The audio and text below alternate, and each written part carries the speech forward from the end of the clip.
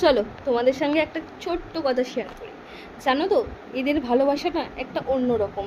এদের কাছে না কখনো বোঝাতে হয় না যে ভালোবাসি, আমি তোকে ভালোবাসি, বা আমি তোকে অনেক ভালোবাসি, তোকে ছাড়া আমি থাকতে পারবো না, এরকম কোনো ব্যাপার না। কিন্তু এই যে মানুষের থেকেও কিন্তু এরা অনেক ভালো। এরা ভালোবাসা বোঝে, আর এরা মানুষ চেনে কার কাছে গেলে এরা ভালোবাসা পাবে।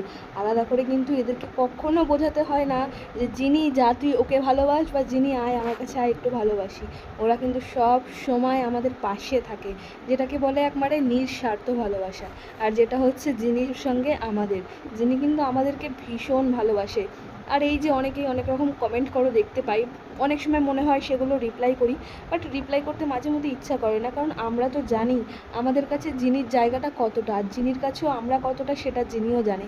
তো সেই কারণেই, আর তোমরা যারা যারা জিনিকে এত ভালোবাসো তাদেরকে অনেক থ্যাংক ইউ। তোমরা ওকে অনেক আশীর্বাদ করো যাতে ও অনেক ভালো থাকে, অনেক সুস্থ থাকে, আর আমরা যেন ওকে অনেক ভালোভাবে রাখতে পারি।